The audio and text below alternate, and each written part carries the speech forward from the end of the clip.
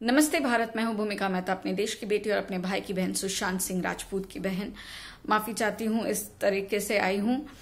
तबीयत ठीक नहीं लग रही है मेरी सुबह से। एनीवेज, मेरी बातें करने के लिए मैं वीडियो नहीं बना रही हूँ।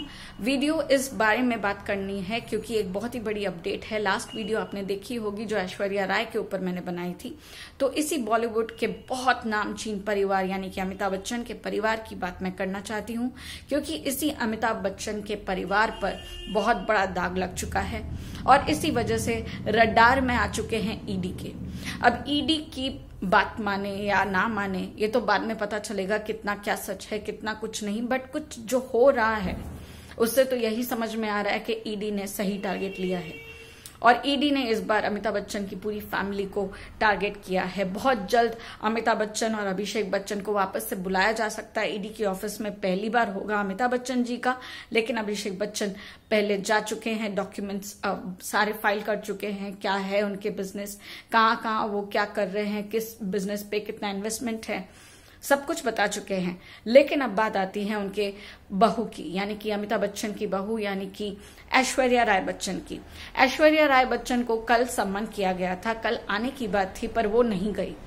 वो क्यों नहीं गई, क्या हुआ, वो तो राज की बात ही रखेगी। अभी तक मीडिया भी नहीं समझ पाई। तो मैं तो छोटी मोटी एक यूट्यूबर हूं, मैं कहां से जान पाऊंगी।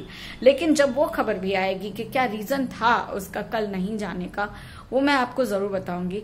फिलहाल जो अपडेट आ रही है और जो सूत्रों के हवाले से ये बात पता चल रही है कि ईडी की ऑफिस में फाइनली ऐश्वर्या राय पहुंच गई। सुबह से पहुंची ऐश्वर्या राय को 7:30 के करीब तक बिठाया गया और उसको बहुत प्यार से बिठाया गया। 7.5 घंटे यानी कि क्या हो सकते हैं। तो इसी प्यार के बीच में जब मीडिया को और जब मैडम मिली ईडी के ऑफिस में गई, तो सेकंड फ्लोर पे ले जाया गया जहां पर इंटरोगेशन होता है और सारी बातचीत होती है। तो सारी साइनिंग फॉर्मेलिटीज के बाद मैडम को ले जाया गया ईडी की ऑफिस में, इंटरोगेशन रूम में, जहां पर बहुत सारे सवाल किए गए। अब जितने सवाल थे वो सारे सवालों के जवाब सब नहीं दे पाई। इस बीच में वो फूट के 2 या 3 बार रोई है। जैसे कि पहले वो घुसती है पूरे ऑफिस में तो सबने उनसे पानी चाय सब कुछ पूछा, उन्होंने मना कर दिया कि नहीं मुझे कुछ नहीं चाहिए। तब तक मैडम रिलैक्सली बैठी थी। जितने भी प्रश्न पूछे जा रहे थे उनका आंसर वो कह रही थी मैं नहीं जानती हूँ, मैं नहीं जानती हूँ, ये जानता है, वो जानता है, ये करता है, ये वो करता है, मेरी लीगल टीम, मेरी पीआर टीम, सब उसने ऐसे ही जवाब दिए। पर कुछ प्रश्नों के उसके पास जवाब नहीं होने पर भी बहुत बड़ा प्रश्न होता है। कुछ ऐसे सवाल उनको पूछे गए कि जो आपका ये वर्जिन आइलैंड वाला जो काम धंधा है, जिस कंपनी में आप डायरेक्टर थी, वो क्या है, क्यों है और किस तरह से आप डायरेक्टर बनी। तो उनका आंसर ये था कि नहीं, वो ऐसी कोई भी कंपनी में, ऐसी कोई भी गलत कंपनी में डायरेक्टर नहीं रही है। यानी कि वो साफ साफ कह रही है कि virgin island was a wrong company, यानी कि वो क्या कहते हैं, बोगस कंपनियों में से एक थी जिनका कोई अस्तित्व नहीं होता है। वो नामचीन ऐसी एक पर्सनालिटी लोग के लिए वो एक क्या बोलते हैं, ट्रेडमार्क होती है, जिनको कंपनी का नाम दिया जाता है, जिसमें इन्वेस्टमेंट्स दिखाए जाते हैं। असल में कोई कंपनी होती नहीं है, उसके कुछ दिनों बाद या कुछ सालों बाद उसके अकाउंट सब कुछ रब कर दिए जाते हैं, डिलीट कर दिए जाते हैं और ये जो नामचीन कंपनी के हिसाब से आता है उसका कोई अस्तित्व नहीं दिखाई देता है, कहीं से भी कुछ नहीं पता चलता है। लेकिन ऐश्वर्या राय को फिर ये भी पूछा गया कि ठीक है, अगर आप कुछ नहीं जानती तो इतनी सारी कंपनियों की आप डायरेक्टर बन चुकी हैं, कौन कौन सी डायरेक्टर बनी थी, मतलब कौन कौन सी कंपनियों में आप डायरेक्टर थे, उनके नाम बताइए। यहाँ पर मैडम ने जवाब दिया कि मुझे सारी कंपनीज का नाम याद नहीं है, मुझे कुछ कुछ कंपनीज के नाम याद है, वो मैं बता सकती हूँ, बाकी मुझे सारे कंपनीज का नाम पता नहीं है। इसके बारे में पूछा गया कि ठीक है, आपको सारी कंपनीज का नाम नहीं पता होगा, बट आप ये बताइए कि आपकी कंपनीज कहाँ कहाँ है। और मोजैक फ्रॉगमैन से नहीं, मोजैक के बाद एक और वर्ड है जिसके नाम से ब्रिटेन में लीगल फॉर्म है, तो वो लॉ फर्म है। और उस लॉ फर्म में आपकी कितनी कंपनियां दर्ज करवाई गई है और क्यों करवाई गई है, क्योंकि ये ब्रिटेन का लॉ फर्म है। तो इसमें आपकी कौन सी मतलब कंपनीज जो थी जो जिनको दर्ज कराया गया है। तो इस पे उसने आंसर दिया कि ये सब नहीं हुआ है और अगर कुछ होता है तो वो लीगल टीम जानती है। यहां तक कि उसने ये कह दिया कि मेरे नाम से ऐसी कोई भी कंपनीज नहीं थी जहां पर लीगल फॉर्म में, यानी कि ब्रिटेन की लीगल फॉर्म में किसी ने रजिस्टर करवाया हो नाम वाम। यहां पर इतना तो समझ में आ गया कि ये बहुत बड़ा झूठ बोल रही है, क्योंकि पहले उसने कहा कि ऐसी कोई कंपनी में वो डायरेक्टर नहीं थी, फिर उसने कहा कि मुझे पता नहीं है, उसके बाद उसने कहा कि मेरी लीगल टीम को पता चल सकता है, लीगल टीम को शायद इन सब के बारे में पता होगा। तो क्या आप ये कहना चाहती हैं कि आप जिस कंपनी में डायरेक्टर होती हैं उसके बारे में आप कुछ जानती नहीं हैं, और ऐसी डायरेक्टर होती है जिनका नाम तक आपको नहीं पता है? मतलब जस्ट इमेजिन, अगर कोई अपने नाम की एक कंपनी खोलता है या कोई भी फर्म खोलता है तो क्या उससे नाम याद नहीं रहेंगे? क्या उसे ये पता नहीं होगा कि उसने कहाँ क्या कैसे बिजनेस शुरू किया, कहाँ से इन्वेस्टमेंट्स आई? उसे कुछ नहीं पता होगा? ये महज एक मजाक चल रहा है क्या? तो ये मजाक करने आई थी ऐश्वर्या राय बच्चन ईडी की ऑफिस में।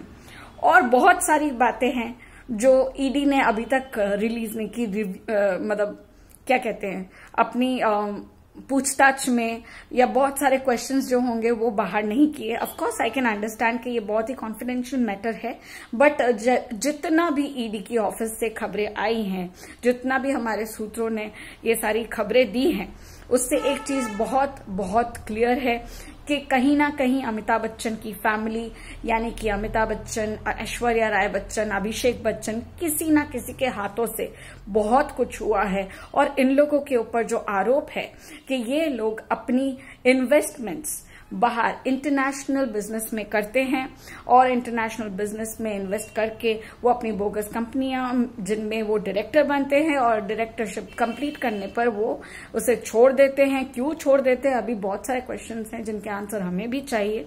वो सारे आंसर्स मुझे मिलने पर मैं आप तक पहुंचाऊंगी। फिलहाल तो ये समझ में आ रहा है कि ईडी अपनी पूछताछ में, अपने 7.5 घंटे की पूछताछ में भी संतुष्ट नहीं है। तो यहां तक भी कहा जा रहा है कि अगर संतुष्ट नहीं है तो उन्हें बहुत जल्द सेकंड सम्मन भेजा जाएगा। ऐसे तो सेकंड नहीं होगा, वो होगा आपका 4th सम्मन, क्योंकि 2 बार तो मैडम ने मना कर दिया था और 3rd टाइम इतने ड्रामे करने के बाद वो पहुंचती है ईडी ऑफिस, और जहां पर उसका आदर सत्कार होता है 7.5 घंटों के लिए। अब ईडी उन्हें वापस बुला भी सकती है, और अगर ऐसा होगा कि उन्हें संतुष्टि के साथ और भी क्लियरेंस चाहिए तो ये भी हो सकता है वो मतलब ईडी अपने रिमांड में मैडम को ले सकते हैं, यानी कि ऐश्वर्या राय बच्चन की गिरफ्तारी हो सकती है, उनको रिमांड पे लिया जा सकता है ईडी के ऑफिस में। सो क्या क्या होने वाला है इस बॉलीवुड में और बॉलीवुड की इतनी दिग्गज फैमिलियों में, राम राखा। अब तो पता नहीं और कितने दिन ऐसे ऐसे देखने पड़ेंगे कि इन लोगों को मुजरिम होने के बाद भी, गिरफ्तार होने के बाद भी जमानत पे छूट जाएंगे। मतलब ईडी, एनसीबी, आप लोग मतलब इतना टाइम वेस्ट कर रहे हैं, इतनी मेहनत कर रहे हैं, होना तो वही है जो ये बड़े लोग चाहते हैं। ऐसा होना तो नहीं चाहिए। मैं पूरी तरह से सहमत हूं कि अगर ऐसी बातें निकलती है सामने कि उन लोगों ने इतने गंदे गंदे काम किए हैं, बोगस कंपनियां चलाई है, बाहर देश में अपनी इन्वेस्टमेंट्स डाल रहे हैं और वहां अपनी अकाउंटिंग अलग से कर रहे हैं पैसे कमाने के लिए, तो भैया इन लोग को पकड़िए, क्योंकि कोई भी जुर्म सजा के पूरे हकदार हैं, वो बड़े हो या छोटे हो। और हर इनजस्टिस में हमारा जस्टिस छुपा है, हमारे भाई का जस्टिस छुपा है। तो हर एक को, सिर्फ बॉलीवुड वाले को ही नहीं, मैं आम जनता में भी लोगों को ढूंढ रही हूँ, ऐसे लोगों के केसेस को देख रही हूँ जिन्होंने पाप किए हैं, पर पाप का घड़ा भर जाने पर भी उन्हें सजा नहीं मिलती। क्योंकि बॉलीवुड छोड़ के भी तो नामचीन लोगों हैं ना, हमारी जनताओं में भी करोड़पति है, अरबोपति है, जो कैसे कैसे धंधे करते हैं, वो कैसे कैसे ब्लैक को व्हाइट मनी करते हैं, वो हम सबको पता है। तो ऐसे लोगों को भी पकड़ना बहुत जरूरी है। इन लोगों तक भी ये मतलब मैं मैसेज पहुंचाना चाहती हूँ कि आज नहीं तो कल आप लोग पकड़े जाएंगे। और आप लोग के ये जो काले धंधे हैं उनको पकड़ के आपको जेल में डाला जाएगा। एंड हो सकता है कि आप उतने भी बड़े नहीं हो कि आप जमानत पे छूट जाए, क्योंकि वकील जज सिर्फ शाहरुख खान और कुंद्रा ये सभी खरीद सकते हैं। आप लोग देख लो भैया, आपकी पॉकेट में है दम तो फिर आपका है बोलबम। और क्या कह सकती हूँ। तब तक के लिए जय हिंद कहती हूँ। We want justice and we will get justice. ये हमारा रटन है और मैं ये रटन करती रहूंगी जब तक मेरे भाई को और मात्रा से मात्रा ऊंची से ऊंची मात्राओं को जस्टिस ना मिल जाए। और एक बहुत बड़ी बात मैं आप लोग को शेयर करना चाहती हूँ। ये जो हमारे वेस्ट बंगाल में खेला हो रहा है, समझ तो गए होंगे ममता बनर्जी के खेला होबे की बात कर रही हूँ। तो ये जो भी खेला होच्छे ना, उसका पर्दाफाश मैं आप लोग के सामने थोड़ा सा करना चाहती हूँ। मेरी फ्रेंड है ना, मेरी बेस्ट फ्रेंड ममिता बनर्जी, वो लोकल ट्रेन से आना जाना बहुत करती है, क्योंकि वो एक टीचर है। वो एक बहुत ही अच्छे कर्मों के साथ अपना हर एक स्टेप लेती है और वो इसीलिए एक बहुत ही अच्छी टीचर है। She is a teacher in a very nice convent school और वो बहुत ईमानदारी से अपना काम करती है और वही काम करने के लिए वो लोकल ट्रेन के धक्के खा के जाती है। एब्सोल्युटली राइट, लोकल ट्रेन के धक्के। और वही धक्के उसने रिकॉर्ड करे हैं कि कोविड के कितने प्रोटोकॉल्स ये इंडियन रेलवेज या eastern railway, basically eastern railway कितने प्रोटोकॉल्स मतलब करती है यूज, कितने प्रोटोकॉल्स को फॉलो करती है। उसने एक छोटी सी वीडियो करी है, उस वीडियो को मैं अपने डिस्क्रिप्शन में जरूर डालूंगी। एंड मैं आशा करती हूँ कि आप सब देखें और ये भी देखें कि ये हमारी गवर्नमेंट है। ये तो एक छोटी सी झलक होगी ईस्टर्न रेलवे की। ऐसी कितनी ईस्टर्न, वेस्टर्न और कितनी कितनी रेलवेज होंगी जिसमें ये सेम दृश्य होगा। इतनी भीड़ भाड़ में इतने प्रोटोकॉल्स आ चुके हैं गवर्नमेंट की तरफ से। ये खेला हॉबे करती है, बट क्या ये प्रोटोकॉल्स फॉलो हो रहे हैं या नहीं हो रहे हैं, इसके ऊपर कोई जांच करता है क्या? इसके ऊपर कोई चेक करता है? आज भी कितने सारे बच्चे हैं जो वैक्सीनेटेड नहीं है। बच्चे लोगों का वैक्सीनेशन अभी तक शुरू नहीं हुआ है, बट स्कूल शुरू कर दी गई है। स्कूल में बच्चों को बुलाया जा रहा है। आज तक ऑनलाइन पढ़ाई हो रही थी, अब ऑफलाइन पढ़ाई हो रही है। क्लास 8-9 के बच्चे भी जा रहे हैं। काफी बच्चे वैक्सीनेटेड नहीं है क्योंकि उनकी अंडर एज है, क्योंकि अभी तक उनकी एज की वैक्सीनेशन शुरू नहीं हुई है। तो क्या आपको लगता है कि अंडर एज होने की वजह से जिनको वैक्सीनेशन शुरू नहीं हुआ है उनका जाना अच्छा है या बुरा है? आप हमें कमेंट में जरूर बताइए। क्या उनके लिए स्कूल जाना इज सेफ और नॉट? उनके लिए स्कूल में बैठना, इतने सारे बच्चों का खेलना कूदना सेफ है या नहीं है? एकजुट होकर प्लीज बताइए हमारे कमेंट पे। ये बहुत इंपॉर्टेंट है। ये सिर्फ वेस्ट बंगाल का ये चर्चा नहीं है, ये हर जगह का चर्चा होना चाहिए कि बच्चों के लिए अभी स्कूल ओपन ना करे, और खासकर उन बच्चों के लिए जो इन्फेंट्स है, क्योंकि उन लोगों को अभी वैक्सीनेशन नहीं दिया गया है। क्यों 19 यानी कि संडे को विदाउट मास्क सारे गवर्नमेंट के लोग मिचिल करते हैं? क्यों ऐसी पार्टियां होती है जिसमें कोई मास्क नहीं पहनता है, कोई प्रोटोकॉल फॉलो नहीं करता है? क्या हो रहा है? मतलब गवर्नमेंट ही ये सब चीज कर रहा है, प्रोटोकॉल्स बना रहा है और खुद तोड़ता है, खुद वायलेट करता है। ये कहाँ तक सही है? आपको सही लगे तो कमेंट करिए, आपको गलत लगे तो कमेंट करिए, और हो सके तो इस पे भी हैशटैग्स करिए। एंड ये जो वीडियो में जो आपको जिसकी लिंक डिस्क्रिप्शन में देने वाली हूँ वो ट्विटर पे खुलेगा। तो ट्विटर जिन का है, भैया मेरा तो है बट मुझे चलाना नहीं आता है, और कृष्णा भट्टाचार्य जैसे कि आपको मैंने आंसर दिया था। तो पहली बात मैं आपको बता देती हूँ कि इंस्टाग्राम में मैं एक्टिव नहीं रहती हूँ। दूसरी बात, मैंने आपको कमेंट में लिखा था, आपका क्वेश्चन था कि क्या आप अपने आप को देश की बेटी सुशांत की बहन बोलते हैं?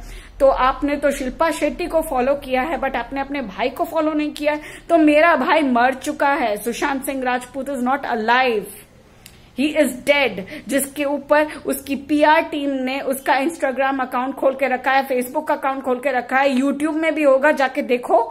सब जगह फॉलो नहीं करूंगी क्योंकि वो इंसान इस दुनिया में नहीं है, तो उसको फॉलो करना उसके लिए एक अपमान का चीज है। क्योंकि उसको फॉलो नहीं करूंगी, मैं उसकी पीआर टीम को फॉलो करूंगी। उसे पैसे नहीं दिलवा रही हूँ, उसकी पीआर टीम को पैसे दिलवा रही हूँ, और ये जरूरत से ज्यादा हो जाएगा। और उसकी फैमिली ये सब नहीं देखती है। Let me also tell you कि उसके अकाउंट उसकी फैमिली नहीं देखती है, तो डोंट गिव मी दिस गप ऑल्सो कि उसकी फैमिली देखती होगी। तो मुझे बहुत आपके इस क्वेश्चन से हर्ट हुआ, क्योंकि आप एक्चुअली कहते हो दीदी आई लव यू, दीदी और माई सिस्टर, दीदी दीदू, और अचानक से आप उसी दीदी के ऊपर ऐसे क्वेश्चन करते हो। हैट्स ऑफ टू यू यार, हैट्स ऑफ टू यू। मैं नहीं करना चाहती थी, पर मैं बोल रही हूँ कृष्णा कि मुझे बहुत बुरा लगा कि आपने ऐसे क्वेश्चन थ्रो किए, जबकि आपको पता होना चाहिए मैं किस तरह की लड़की हूं। और शिल्पा शेट्टी को मैंने इसीलिए फॉलो किया, शिल्पा शेट्टी को मैं टिकटॉक में भी फॉलो करती थी, इंस्टा में भी फॉलो करती थी, बट इंस्टा से मैंने उसको अनफॉलो किया था, फिर फॉलो किया जब मुझे पता चला कि कुंद्रा की सारी करतूतों को जानकर वो अपने पैसे से खेल रही है। अब वो अपने पैसे से अपना घर चला रही है। कुंद्रा की फैमिली को वो अपनी फैमिली कहती है, और कुंद्रा की फैमिली भी कुंद्रा को बॉयकॉट कर रही है। वो घर में जरूर रहता है उनके बच्चों का बाप बनकर, बट बच्चे भी उसके पास नहीं जाते हैं। कोई भी उसके साथ उतना अच्छा रिलेशन नहीं निभा रहा है जिस तरह से पहले निभाता था। शिल्पा शेट्टी जो भी पैसे कमा रही है अपने दम पर कमा रही है, इसलिए उस औरत को मैं फॉलो कर रही हूं। I think so now you get it, क्योंकि अब मैंने यूट्यूब में बोल दिया ये, ठीक है। तो बहुत ही बुरा लगता है जब आपको कोई कहता है दीदी मैं आपसे बहुत प्यार करता हूं, बहुत मानता हूं, और उसके बाद अपनी ही दीदी पर शक किया जाता है। थैंक यू वेरी मच, कोई बात नहीं। आंसर मुझे देना था क्योंकि मैं आपकी बहन हूं। मैं आपको अभी भी बहुत प्यार करती हूँ। Love you Krishna Bhattacharya, my brother. And मेरा हर्ष वो भी बहुत मेहनत करता है अपनी वीडियोस पे, तो उसको ये सारे क्वेश्चंस उसके चैनल पे ना पूछे कि क्या हुआ यार दीदी तुम्हारा नाम नहीं लेती है, वो तुमसे प्यार नहीं करती, कोई झगड़ा हो गया। तो पहली बात, हर्ष ने अपना चैनल चलाया है मेरे नाम से नहीं, सुशांत के लिए और जस्टिस के लिए, और जो भी गंदी बातें होती है उसके सामने वो उनका अपोज करने के लिए, जस्टिस को जस्टिस दिलाने के लिए। उसने मेरे नाम पे चैनल नहीं किया है। वो मुझे मानता है, वो मुझे अपना मानता है, इसलिए मेरा नाम लेता है। वो कहता है कि मेरी वजह से वो यूट्यूबर बनने की चाह रखता है, जो मेरे लिए बहुत मान की बात है।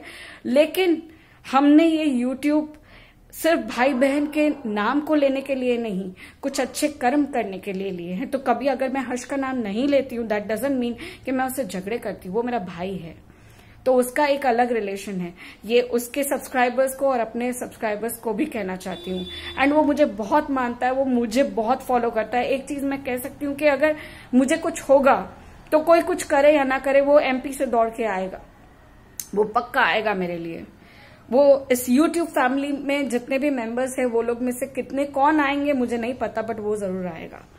तो मैं उससे बहुत प्यार करती हूँ। Love you Harsh, my brother, and that's it. तो जैसे कि मैंने आपको कहा, डिस्क्रिप्शन में मैं आपको लिंक दूंगी। प्लीज मौमिता की उस वीडियो को देखिए, लाइक करिए, शेयर करिए, ताकि ऐसी रेलवेज में जो बातें होनी चाहिए, जो प्रोटोकॉल्स फॉलो होने चाहिए, वो आगे जाकर हो। ये गवर्नमेंट के ऊपर एक बहुत ही बड़ा झटका होना चाहिए, इतना उसे फैलाओ उस वीडियो को। बस यही कहना चाहती हूँ। Do watch that video, that link जो मैं आपको सेंड कर रही हूँ, बहुत ही इंपॉर्टेंट है हमारे लिए। और प्रोटोकॉल्स फॉलो करिए। जब भी बाहर जाइए तो मास्क पहनिए।